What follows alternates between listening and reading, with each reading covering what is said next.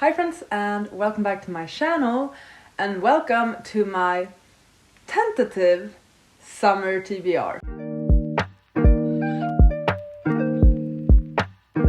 I'm filming this on the 30th of May. I felt like doing a summer TBR. I've never done like a seasonal TBR. I always do monthly or readathon specific TBRs. So I thought it would be fun to gather a bunch of books from my bookshelf that I sort of feel like I'm in the mood for. I guess we're gonna see how many of them I actually knock out this summer. I very recently decided on my June TBR.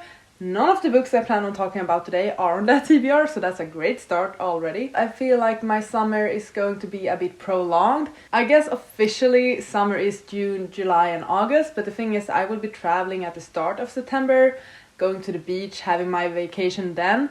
So my summer will sort of be a bit skewed, I guess, in a good way. So this is basically books I'm hoping to read at some point throughout this summer until September, whether I'm on vacation, sitting at home, working, because I will be working a bunch this summer. Books that feel summery to me. I've said this before and I will say it again, I'm the worst when it comes to vibes and aesthetics and so on, so I have no freaking clue whether these actually are summery books or not. But I'm sort of aiming for more a contemporary type of vibe than a fantasy vibe. That's probably what I can say the most. There might be some fantasies in here, but also some thrillers. Basically fast-paced and intriguing reads that I'm hoping to run through this summer. 11 books, and then on top of that all of my June books, and then on top of that my read along and probably a bunch of other reading events happening as well. So I will have plenty to read this summer. I still have over 100 books on my physical TBR. It's not like I don't have options. I feel like my reasoning behind these actually won't make sense, but we're gonna see. The first two books that I'm gonna put on this summer TBR are both written by Agatha Christie. We have Murder on the Orient Express and also Death on the Nile. And the thing is, I have never read Agatha Christie. I bought these last year's. They are the Swedish translation. And I feel very much inspired by Gavin from How to Train Your Gavin. He does these videos where he tries to solve an Agatha Christie mystery. And the thing is, I've actually never really seen any of these movies and or shows, or I don't really know much about them. I might have seen snippets from his looking through the TV throughout the years, but I haven't really paid attention. So even though these are the two most popular Agatha Christie mysteries, I believe, I actually don't know that much about them. I don't know the twists, I don't know the characters, I don't know who the murderer is, any of that. But I thought, and this is completely 100% inspired by Gavin, but I thought that I sometime throughout the summer would also attempt to solve two Agatha Christie mysteries, and I would do the same thing of like writing down the clues, having my own suspect list and so on. I know it won't be as good as Gavin. He's like really immersive in it. He goes on trains, he goes to libraries, he actually makes it into an entire thing. I'm not really gonna be able to do that, but I still want to read these, pay attention to them, and perhaps solve the mysteries. That would be super cool. And they are fairly short. They are mysteries. I feel like they will be quite fast-paced. I thought it could be a fun video. So perhaps in July or something, this will be my project. So those two I actually have a purpose with. The rest of the books I plan on talking about are more vibes. One book I had to pull out, solely because of the name, is 7 Days in June, because it has June in the title and June is summer. This is a romance. And from what I know, it's a second chance romance, and it's apparently heartbreaking as well. I believe it tackles a lot of difficult topics, racism, perhaps illness, similar. So perhaps not the most summery type of book in regards to that, because as I've heard, it's quite sad.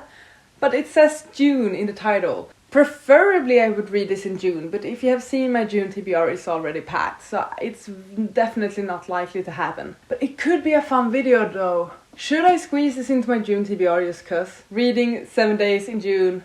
7 days in June. That would be so much fun. I might do that now. Let's focus a bit on travel. We have Sharks in the Time of Saviors. I don't believe they necessarily travel in this one, but this takes place on Hawaii. For me, Summary reads are typically books where the characters travel or are in a more tropical type of country. I adore that. I love that type of setting. A sweeping story of a family living in poverty among the remnants of Hawaii's mythic past and the wreckage of the American dream. I think this might be a bit fantastical, a bit of fabulism in it, so it's contemporary but with some fantastical aspects to it. Maybe. It intrigues me. I know nothing about it, but it does. Another book that's also not really summery vibes, but where the characters are on holiday, which is close enough to our travel, I feel like, is Leave the World Behind. I think this is like a horror type of thriller. Amanda and Clay, they are in a holiday home, and then an older couple shows up to this remote holiday home, claiming they own it and they seek shelter. The strangers say that a power outage has swept the city, but with no phone service and the internet down, the facts are unknowable. What has happened back in New York? Is the holiday home a truly safe place for the families, and are they safe from one another? I picked this up because Kayla from Books and Lala really likes this one, and I bought this when I was buying other like weird type of books, because from what I understand, it's like a quiet type of mystery or a quiet type of horror. There's really not that much happening, but it's probably quite suspenseful. So perhaps not summery vibes, but once again, holiday home at least. And it's fairly short as well. Let's actually attempt to focus on vibes now. Magnolia Parks. I mentioned this in a previous video, I think, that I've sort of been in the mood for these addictive, obsessive types of romances. The TikTok romances of the universe right now. And this is one of them. It's a Gossip Girl taking place in London, I think. So we are following Magnolia Parks and BJ Ballantyne. They are London's socialite. I don't know much about it other than the fact that it was super popular last year. Many had it on their favorites lists, and I can't wait to jump into this world and just devour this within hours. I feel like this is quite a perfect beach read, to be honest. Another one that actually feels and looks summery for once is Carrie Soto is Back by Taylor Jenkins Reid. Still haven't read this one, which sucks, but I am very excited about this. This is about a famous tennis player trying to make a comeback. Once again, we're following celebrities and stuff, and I adore that. I love that type of fictional fame, character, world, whatever. It looks super summery. I feel like it's gonna be the type of entertainment I enjoy in books. A thriller mystery is The Wedding Party. This could have gone in the other category of like travel or tropical places or warm places. This takes place on a Greek island. It's Lucy's wedding day and people are keeping secrets and they find a body. Not much is revealed on the back, which I'm grateful for because that leaves more to be discovered. I picked this up on a whim a year ago, I think. So I feel like this is like a perfect beach read in many ways. It's one of those not overly popular type of random thrillers that you just pick up on a whim. I feel like those are the perfect summer books, right? This will definitely be in one of my suitcases later on this summer. Another book that sounded fun that I picked up on a whim is Like a House on Fire, another contemporary.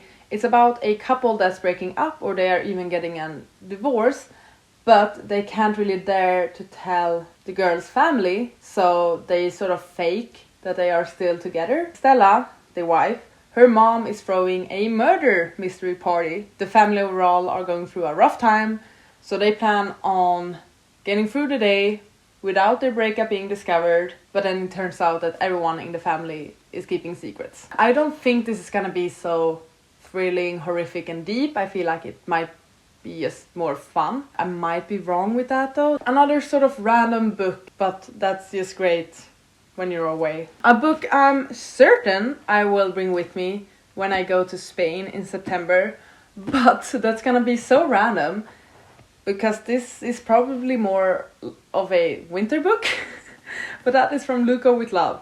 This features figure skating, so there's ice in this. So why would I read this during the summer? I don't know. Yes, I do know.